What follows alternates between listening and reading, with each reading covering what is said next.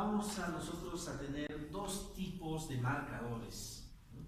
Marcadores del discurso se les llama ahora, ¿ya? Existen los marcadores lógicos y existen los marcadores ideológicos, ¿de acuerdo? Vamos a poner los marcadores lógicos a este extremo, ¿les parece? Marcadores lógicos, marcadores lógicos del discurso y marcadores ideológicos del discurso, ¿de acuerdo? Bueno, ya se van a dar cuenta ustedes por qué les decimos marcadores. Es fácil en realidad. Los marcadores lógicos existen de dos tipos, ¿sí? Pero en el texto muchas veces uno no puede identificar esos dos tipos. Entonces aparece, para esa duda, aparecen los marcadores neutros, ¿sí? Solo cuando uno tiene duda, ¿no? Entonces uno no puede identificar, ¿es positivo? ¿Es negativo? ¿Es de adición o es de sustracción? Cuando hay esa duda, aparece el marcador neutro, ¿de acuerdo? Bueno, ¿cuáles son los de adición y cuáles son los de sustracción? A ver, es fácil, ¿eh? Solo que, bueno, acá también existen esos, ¿no? Los de adición y los de sustracción, ¿ya? Realmente es fácil. La coma son los signos de puntuación, ¿no? Los signos de puntuación van a ser los conectores lógicos del discurso. Conectores lógicos, ¿sí? Conectores lógicos. Bueno, acá tenemos a la coma, punto y seguido, 2 puntos, 3 puntos y seguido. Hay que tener mucho cuidado. Este punto y seguido juega un doble papel, ¿ya? A ver, fíjense, ¿qué signo falta ahí? ¿Qué conector lógico del discurso falta? ¿Por qué? Porque es un conector lógico de sustracción. ¿Ya? Fácil, ¿no? Este punto, si no fuera punto y seguido, sería punto y aparte. Cuando es punto y aparte, se convierte en un conector lógico de sustracción. ¿Ya? Fácil, ¿no? Conectores lógicos de adición y conectores lógicos de sustracción. Nunca se olviden, por favor. Jamás se olviden de eso. ¿Ya? Jamás se olviden de eso. Digo, conectores lógicos o marcadores del discurso. Marcadores lógicos del discurso, marcadores ideológicos. Bueno, ¿y estas qué son? Si esos son los signos, ¿estas qué son? Palabras, son palabras. Palabras que te dan la idea de continuidad. ¿Cuáles son esas palabras que te dan idea de continuidad?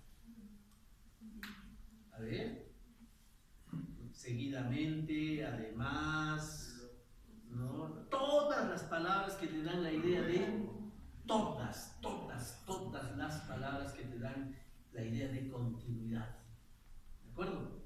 Todas las palabras que te dan la idea de continuidad.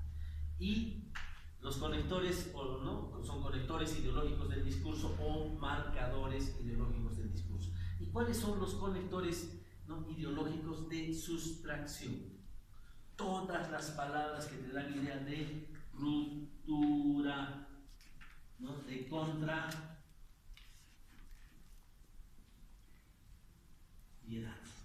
Bien, ¿saben qué? El sentido lógico del discurso, ¿sí? La coherencia del discurso, el sentido lógico, la coherencia. Decimos, no, es un incoherente, ¿no? No sabe lo que dice. Mira, se contradice, cómo se opone él mismo, ¿no? Al inicio dice una cosa y después dice otra cosa. Depende de la relación, ¿sí? Depende de la relación de los conectores lógicos y los conectores ideológicos. de esa relación. Porque esto es un matrimonio, ¿sí? Si usted se pelea con su esposa, ¿qué ocurre? Empiezan los conflictos, ¿no? Si no hay comprensión, ¿qué ocurre? Empiezan los conflictos. Bótate a la cama, dice. Bueno, además, empiezan los conflictos. ¿Y qué ocurre? A ver, ¿qué ocurre? Bueno, esto es un matrimonio, señores, por favor. Grabémonos, ¿no? Y me incluyo, por favor, ¿sí? Cada vez que yo escribo, sufro para escribir porque tengo que ser muy cuidadoso, tengo que ser extremadamente cuidadoso, ¿sí? Y en muchos libros ustedes van a encontrar que usan inadecuadamente tanto los conectores lógicos como los conectores ideológicos, porque no los sabemos utilizar, ¿no? Porque si no los sabemos utilizar, el texto es incoherente, el texto no se entiende, el texto no se comprende. ¿De acuerdo? Esto funciona como un matrimonio. Bueno, tenemos la macroestructura y, señores, ¿por qué decimos que son marcadores del discurso? ¿Y por qué decimos que son conectores también del discurso? Se llaman marcadores o se llaman conectores. ¿Por qué? Vamos a imaginar, yo creo que el negro, perdón, ¿ya? Aquí vamos a poner, ¿qué es, por favor? Usted, no, es un conector lógico de adición. Muy bien. Aquí vamos a poner un conector, a ver usted, lógico de sustracción. Y aquí ponemos otra vez esto, y aquí ponemos esto, y aquí ponemos esto, aquí ponemos esto, y finalmente ponemos esto. Muy bien, señores. Bourdieu, que es uno de los sociólogos que a mí me fascina mucho, dice algo muy interesante. ¿Sí? No sé. A ver, usted me cae mal, pésimo. ¿Puede retirarse? No. Es un ejemplo, por si acaso. Él va a decir, oye, ¿qué tiene? ¿Por qué me dice, no, que le caigo mal? ¿Yo qué le he hecho, no? O sea, se llama campo, ¿sí? Se llama campo de poder, campo intelectual. Todos, por naturaleza biológica y simbólica, resguardan su espacio. Todos. ¿Sí? Si le digo a mi amigo Tito, es un gran amigo que lo conozco desde hace bastantes años, desde hace una barbaridad. Si le digo, oye, mira, ¿sabes qué? Él es estadístico, ¿no? Si le digo, ¿sabes qué? Mira, no sabes mucho de estadística. Yo voy a empezar a dictar este mañana estadística. ¿Cómo te sientes? Le digo, oye, ¿qué tiene este? Este es de lengua. Este es un especialista en comunicación. Pero ya en el momento en el que dice ¿qué tiene? O sea, que se va a meter con mi especialidad, ¿no? Se va a meter conmigo, que yo conozco mi especialidad, ¿no? Se llama, uno resguarda su campo intelectual, su campo de acción. Usted es casada, ¿verdad? No es casada. ¿Quién es casado? Usted es casado. ¿Qué ocurre cuando, ¿no? llega a su casa y de pronto encuentra a otra mujer en su habitación? Todavía no me encontré en ese escenario. No, pero imagínense, porque no es simbólico. ¿Saben por qué? Porque uno resguarda lo que tiene. Uno resguarda lo que tiene. Bueno, quizá no entre al conflicto, pero uno resguarda lo que tiene. Por Dios explica mucho eso. Uno defiende su espacio. Uno defiende su espacio. Muy bien, señores. ¿No? Muy bien. Ya entendimos esa parte, ¿no? Bourdieu habla de eso. Uno defiende su espacio, defiende su territorio. Muy bien, señores. Esto que se llama macroestructura, toda esta construcción se llama macroestructura. ¿Por qué puse microestructura aquí? ¿Ya? Esa macroestructura, 1, macroestructura 2, y así sucesivamente. ¿De acuerdo?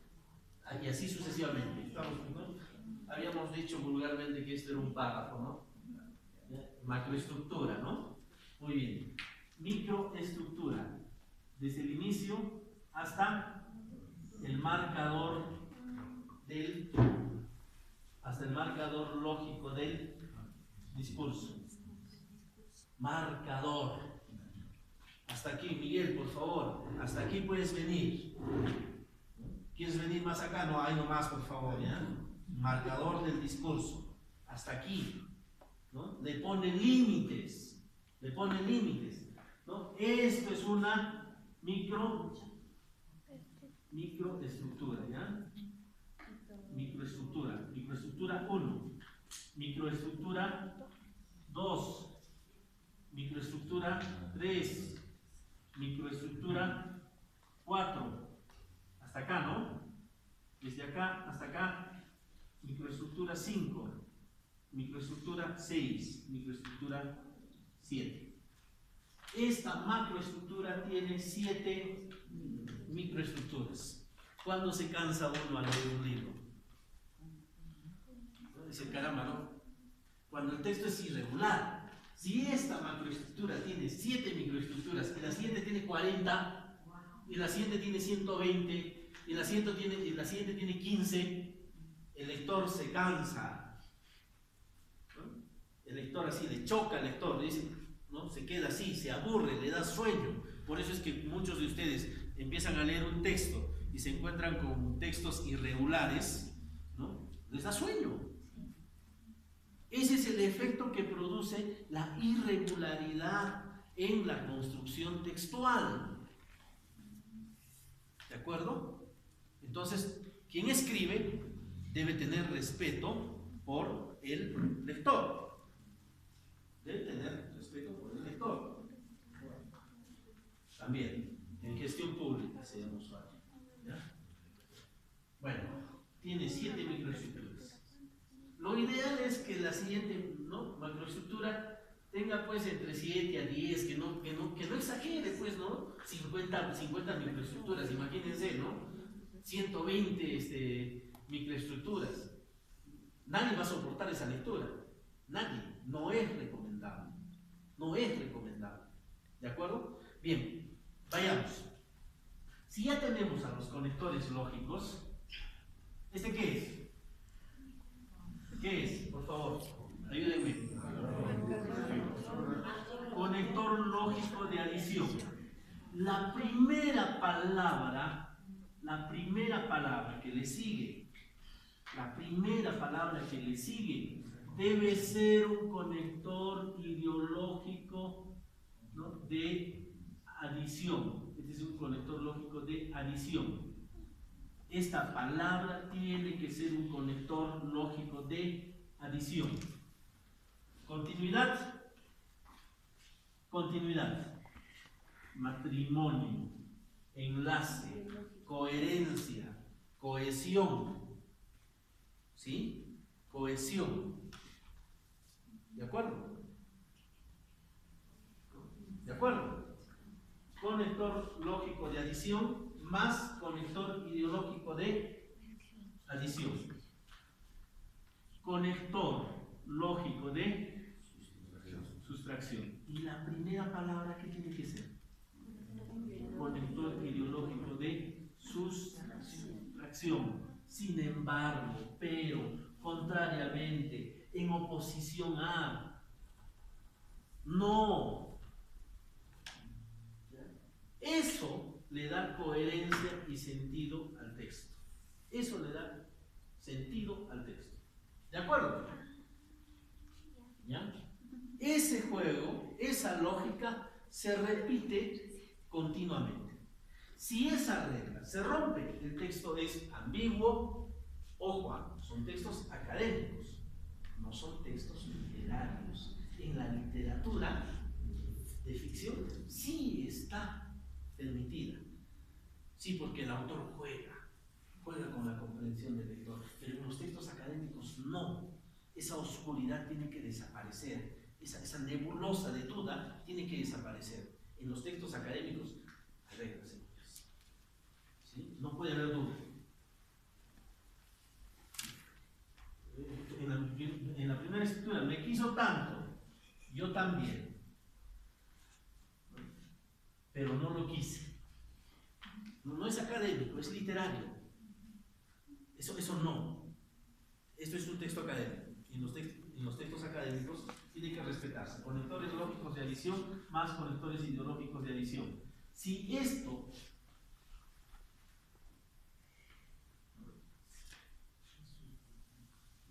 te genera duda, te genera incomprensión, y eso es lo que hay que dudar. Muy bien, señores, hagamos un ejercicio. Ustedes escogieron un diario, el mismo de todos. Escojan, por favor, porque vamos a pasar a la siguiente etapa. ¿Sí? Ya lo tienen, lo borramos y vamos a pasar a la siguiente etapa. Escojan el artículo, ¿sí?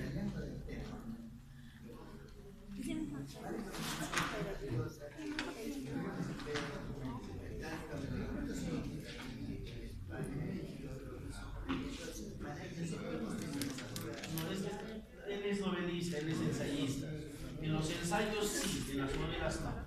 O sea, por eso es que yo hacía la diferencia. Textos académicos, ¿no? Y textos, ¿no?, literarios. ¿Sí?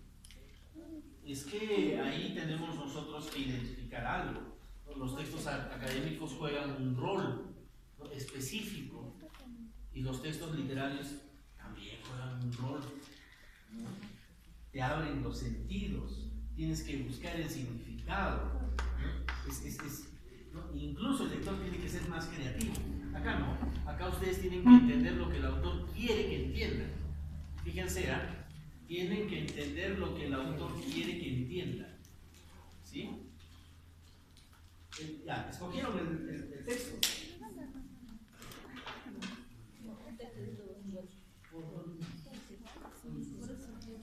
Uno que tenga unas 3 macroestructuras.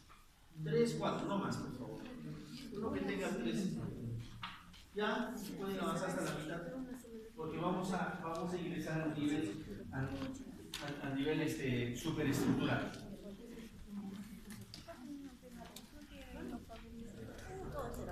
¿Qué les parece hasta el momento? Simple, ¿no? Básico.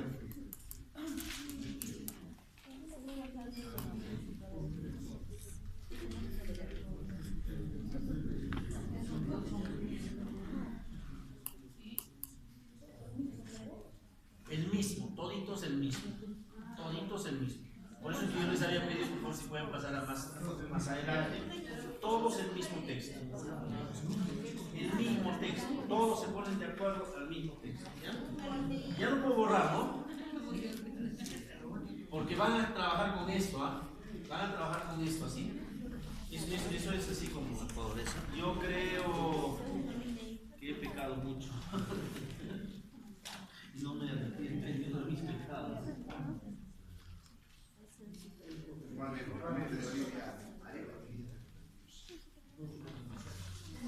Conectores lógicos, conectores lógicos de adición y de sustracción. Conectores ideológicos de adición y de sustracción. Macroestructura, microestructura. Muy bien, ahora vamos a pasar al nivel de la superestructura.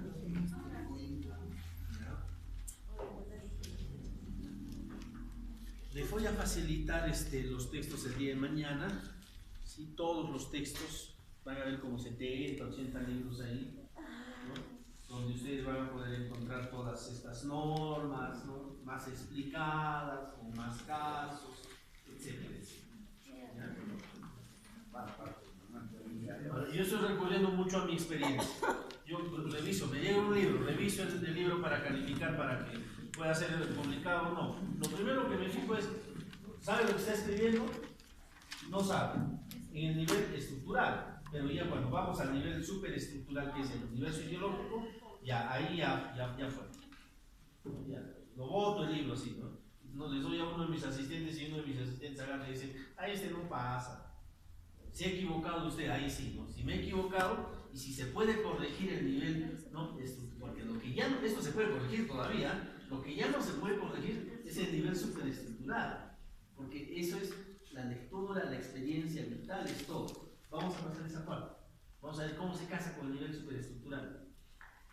Vamos a entrar a un tema todavía más rico.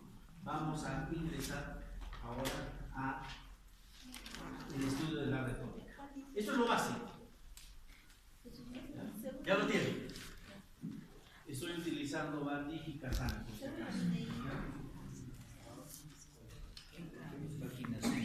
La página 5.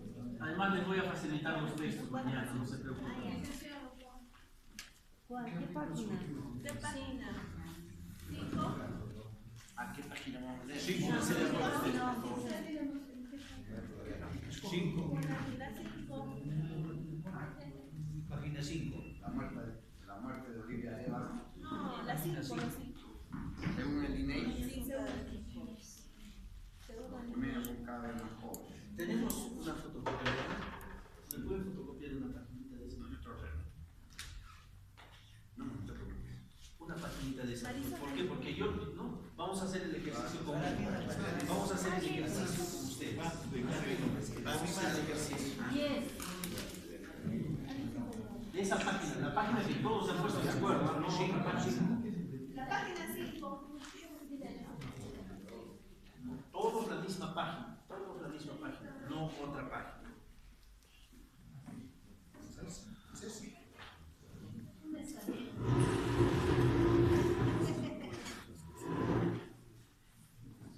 Bueno, ojalá que les esté gustando, que les sirva un poco.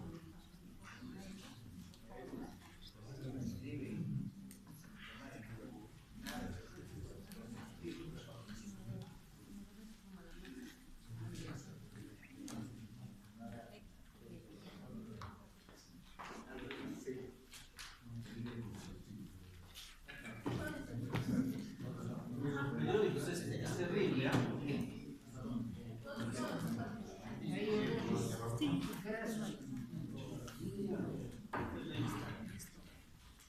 Es terrible.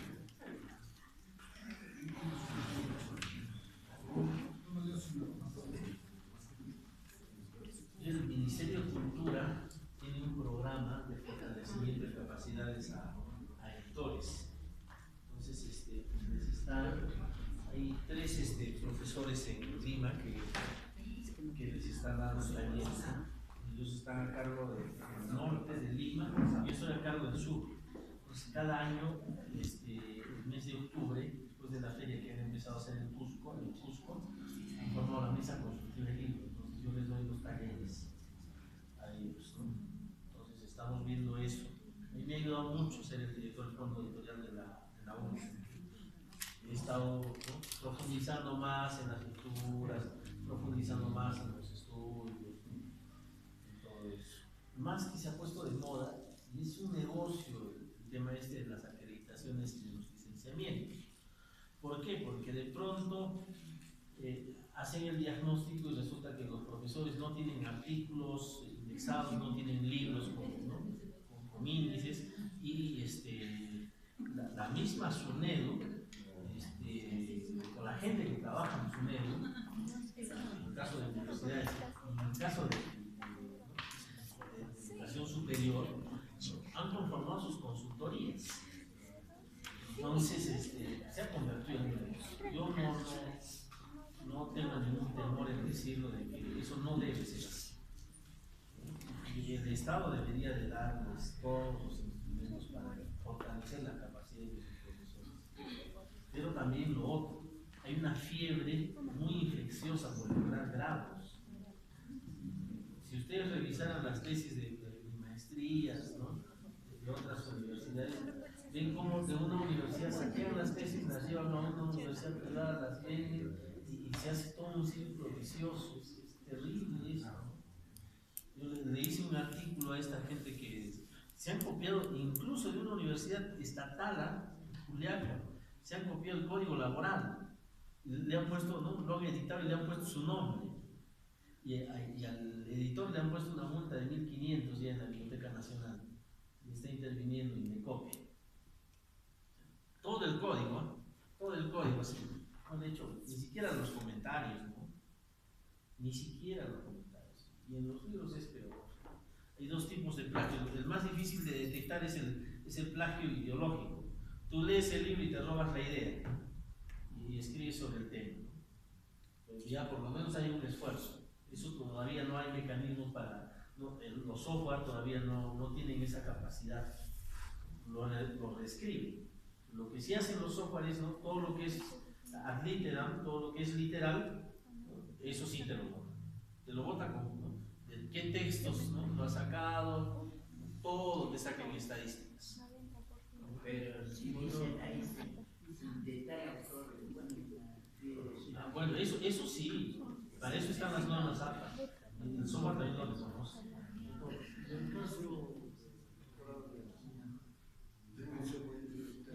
Imagínense si en España, que el sistema todavía es mucho más cuidadoso, han hecho eso. Es que vivimos pues en un universo en el que la plata manda, ¿no? La plata manda, pero los taxistas no lo respetan, ¿eh? Yo estuve por cerca de Miraflores y pasaba Acuña con su hermano, con el otro. No es plagio, es copia nomás, ¿no? Hasta el taxista le tocaba la bocina y decía, ¿no?, ¡plagión! Ya tiene que ver con la dignidad del ser humano. Tiene que ver con la dignidad del ser humano. Yo he optado por un tema. Trabajo temas que no están en artes. Uso metodología, sí, ¿no?, postestructural, pero trabajo temas punerios, conflictos, ¿no?, del siglo XVIII, del siglo XIX, hago trabajos de archivo, ¿no? Claro que me cuesta más, pero nadie puede decir que yo hago plagio. ¿Por qué? Porque las fuentes, al menos en este último libro, el ensayo es de 8 páginas, 9 páginas, 12 páginas, y lo que pongo son las fuentes que he utilizado. Pongo la copia de los periódicos, ¿no?, etcétera, de los diarios, dónde se encuentran, ¿no?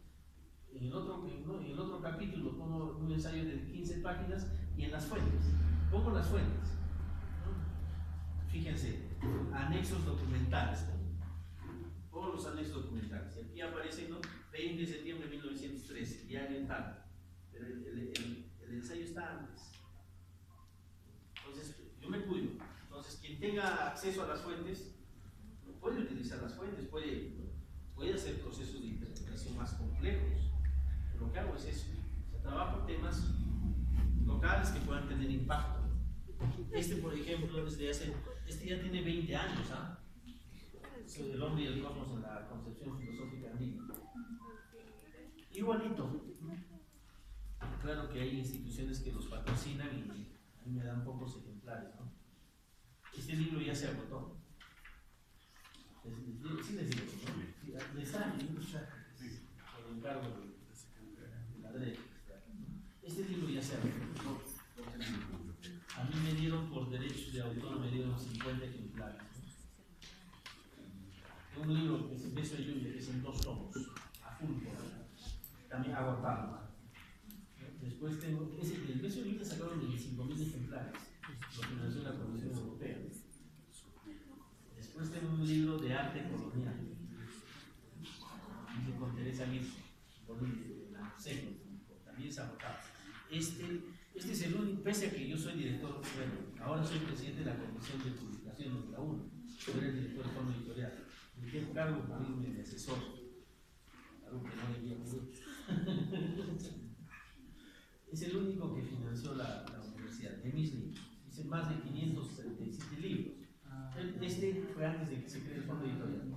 Tiene 3 ediciones. Toditos se agotaron. Les traje unos cuantos de un trabajo, de un artículo. Y yo quiero que Miguel lo sortee. Es un documento de trabajo. Es un documento de trabajo. Es un documento de trabajo, es de divulgación.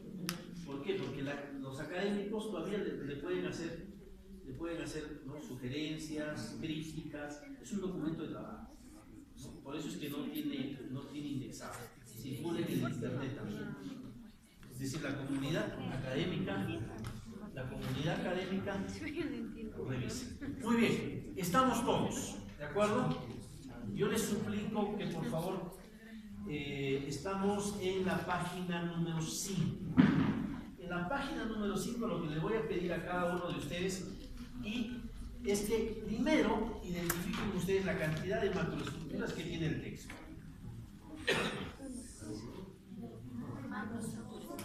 Macroestructuras, por favor. Primero identifiquen la cantidad de macroestructuras. ¿Cuántas macroestructuras tiene el texto? A ver. 2. A ver, 12. Primero empezamos hasta aumenta. 1. Antes INEI. 2. Previamente hasta cierra. 3. Hasta soles. 4. De soles a general. 5. C hasta comer. 6. Por hasta encuesta, ¿no? Sí. 2017. 7. Con hasta 4 y 5. 8. 8. Por favor, si me corrijo, ayúdenme. Desde 10 hasta 1. 9. Desde triste hasta población. 10. Desde esto hasta les, ¿no? 11. Y desde en hasta que 12. Este texto tiene 12 macroestructuras. Bueno, antes, ¿quién es Juan José Vera del Carpio? A ver, Juan José Vera del Carpio. Pueden utilizar su nombre. Es un economista, profesor jubilado, creo que vive en Lima, ha sido consultor de la PNUD y del Banco Mundial en temas de estrategias de desarrollo regional. Ha hecho mucho trabajo en Puebla. Tenemos más o menos. Pero eso no basta. Tenemos que tener más información de él. Creo que tiene un trabajo sobre el desarrollo de Ollaraya. El caso de Unicachi, Ollaraya, Unicachi, de los aymaras emergentes, ¿no? Sí, entonces conoce más o menos. O sea, entonces hay que saber, uno tiene el periódico y tiene que saber qué artículos valen la pena y qué artículos no valen la pena, ¿ya? O tenemos que saber. Yo no puedo no leer a Bandig y leer, pues, no sé, ¿no? El trabajo de alguien que no tenga tanto prestigio, ¿no? Yo leo a Cerrón Palomino y digo, caramba, Cerrón Palomino es una autoridad en lingüística que he hecho aymara, ¿no? Etcétera. Y no voy a leer pues a otro y le voy a poner el mismo estatuto. No. ¿Ya? Entonces, sabemos quién es Juan José Vera, sabemos de su universo ideológico. Identifiquemos cuántas microestructuras tiene. Vamos a trabajar, ¿les parece? Con 4, con 5, con 6 microestructuras, porque nos va a hacer un poco largo, ¿les parece? Con la mitad, ¿ya? Vamos a trabajar con 6. Identifiquen ustedes cuántas microestructuras tiene cada macroestructura. Pueden agarrarlo, lo subrayan, etcétera, etcétera. Ahora, ¿sí? Nos damos un tiempo, unos 7 minutos, ¿está bien? ¿Cuántas microestructuras tiene?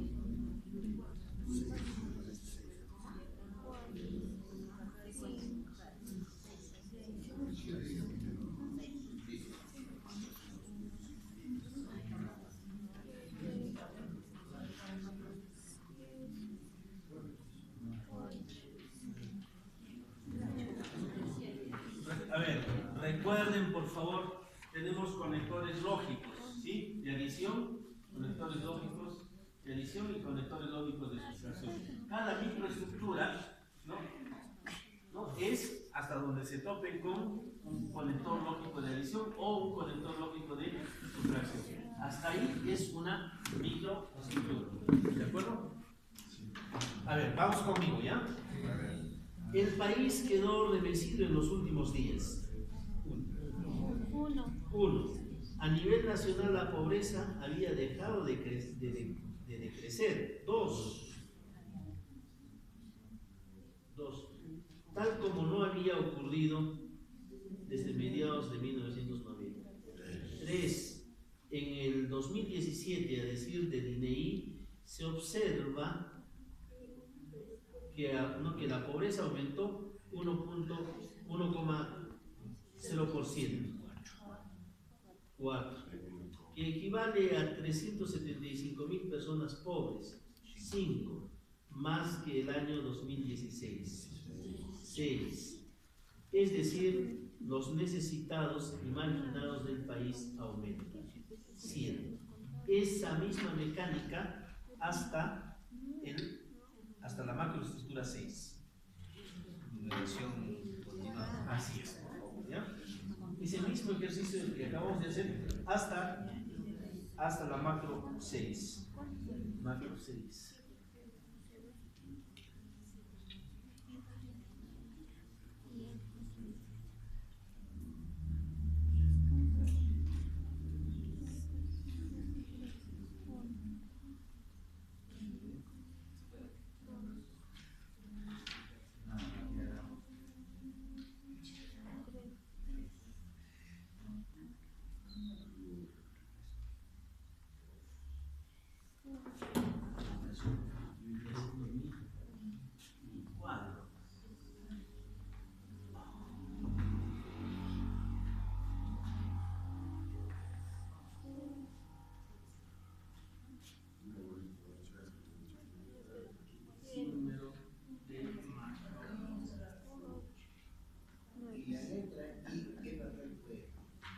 A eso vamos a entrar ahorita.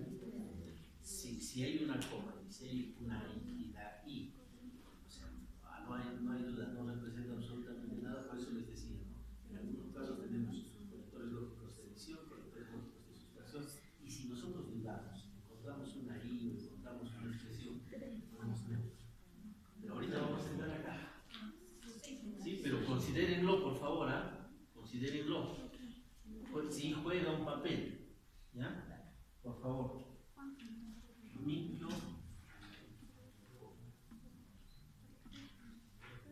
Microestructuras.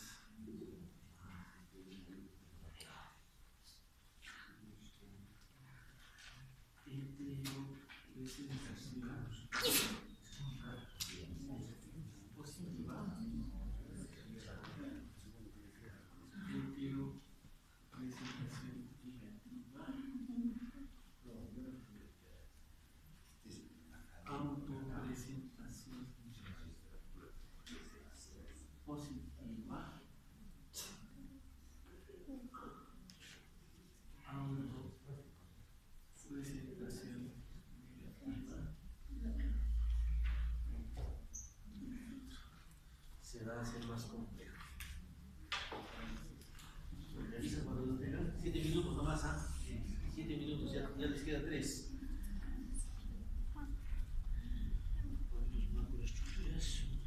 Micro. Ya sabemos que hay 12. De las 12 hemos elegido solamente las primeras 6. Les he pedido que identifiquen las microestructuras solamente las primeras 6.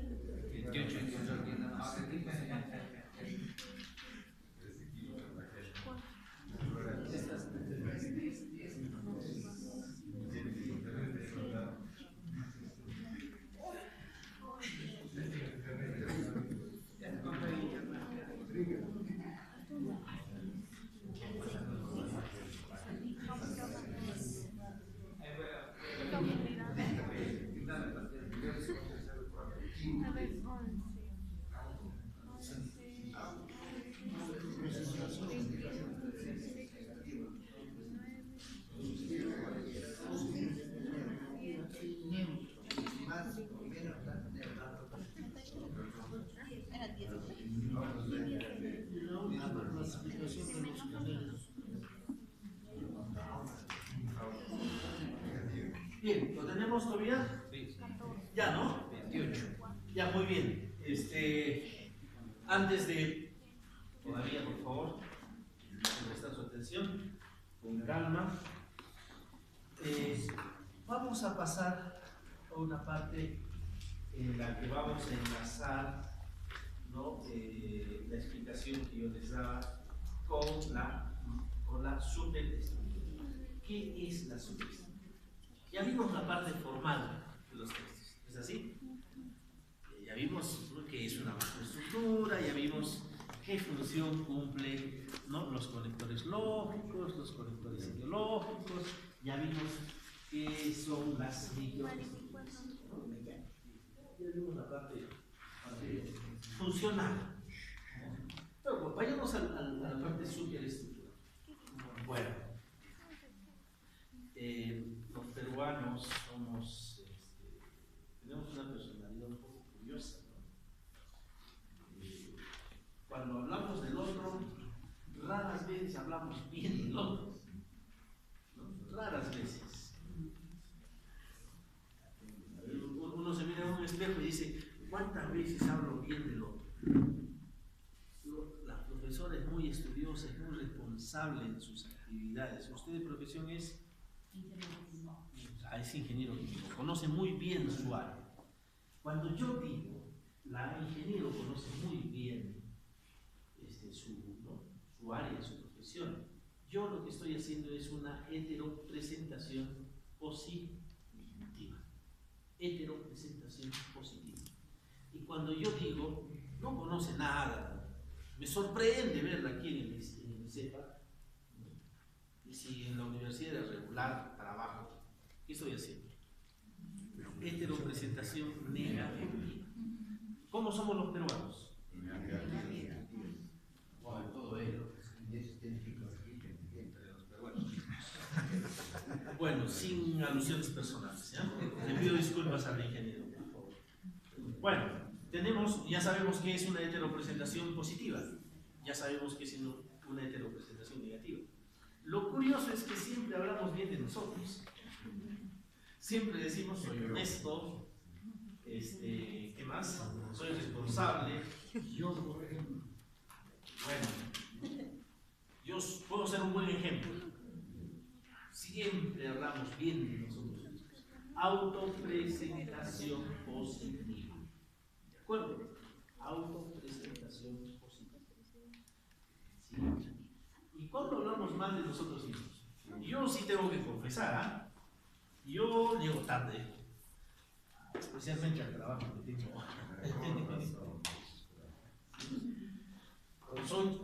Soy tardón. Bueno, en clases casi nunca he fallado, pero en otro tipo de trabajos así soy exquisito. Sé que debo llegar temprano, pero cuando veo de que no, o sea, no me cae fulano, etcétera, no tarde. No le cae. Lo otro, soy quisquilloso. Yo tengo un montón de defectos, pero fíjense, si estuviera frente a un juez y tuviera que, o sea, me atrapan en un delito flagrante, ¿no? Y para reducir la pena, lo único que me queda es aceptar mi culpa. Sí, fui yo, ¿no? Yo lo asesiné, yo lo maté, etcétera, etcétera. Raras veces hacemos autopresentaciones positivas. Raras veces. Muy bien. Pero, ¿qué tiene que ver esto con las macroestructuras? ¿Qué tiene que ver esto con las microestructuras? ¿Cómo funciona la ideología de quien escribe? Vamos a ver cómo funciona. Para lástima nuestra, Juan José Vera del Carpio es un técnico que conoce lo suyo, ¿no? Tiene años escribiendo, algo sabe, ¿no? Pero si ustedes revisaran otros textos, no se imaginan, ¿no? Los errores. La población que lee eso cree que se informa, no se informa. Eso tiene una repercusión en el imaginario individual. Es muy complejo. Si me dices que es hora, no te preocupes. ¿Sí? Es un poco difícil. El ejercicio que vamos a hacer en este momento es para descubrir la intención que tiene quien escribe. Porque nadie escribe sin intenciones. Nadie dice algo sin una intención. La primera regla es nadie, ¿no? Incluso se calla cuando le conviene, dice algo cuando le conviene. Porque así es el ser humano. ¿No? Desde que tiene noción de los actos de habla, de la comunicación, tiene la intención de vulnerar al otro, de usarlo, de hacer que el otro haga lo que uno quiere. Profesor, un favor, no sé si me podría ayudar usted.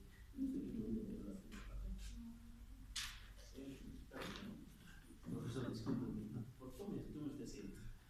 A eso me refiero. A eso me refiero. Cuando decimos algo, tenemos una intención. ¿De acuerdo? Pero se puede quedar intención, en intención. Habermas, que es uno de los filósofos que muchísimo. ¿Sí? ¿Sí? Jürgen Habermas habla acerca de la intención comunicativa y habla acerca de la acción comunicativa. ¿Cuándo? Yo le pedí al profesor si podía, por favor, levantarse, y me cogió la mota, se levantó, ¿no? Empezó a tener efecto y, ¿cómo se le llama? La intención. Pero dejó de ser intención en el momento en que el profesor se levantó y empezó a salir. Se convirtió en acto comunicativo. Ojo, intención comunicativa y acto comunicativo. El ideal que tenemos los seres humanos es que tengamos actos comunicativos, que no se queden en intenciones comunicativas. ¿Para qué nos comunicamos? Para lograr actos comunicativos. ¿Y qué es lo que se esconde detrás del acto comunicativo? No la intención, no la intención. Desde el punto de vista lacaniano, ¿sí? Nosotros tenemos el imaginario individual y tenemos el imaginario colectivo. ¿De acuerdo? Entonces, en el momento en el que el imaginario individual se impone, ¿no?, frente al resto, ¿de qué hablamos? ¿De qué hablamos?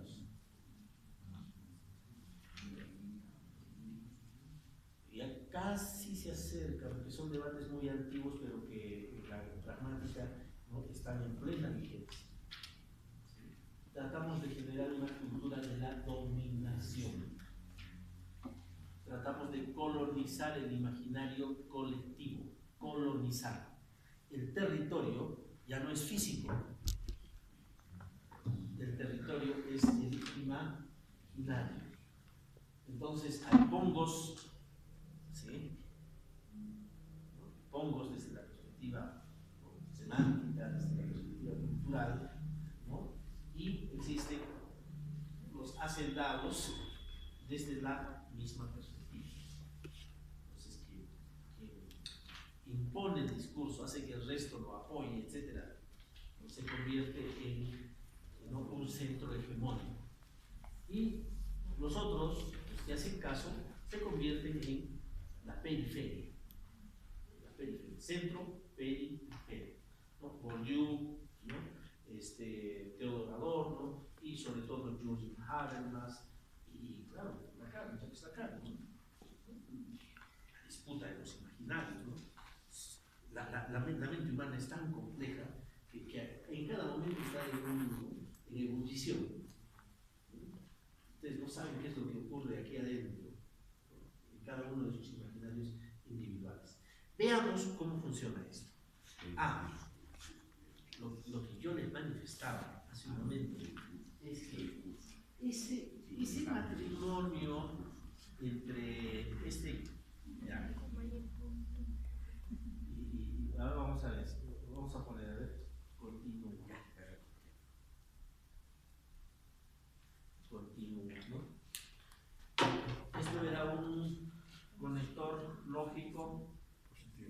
adición.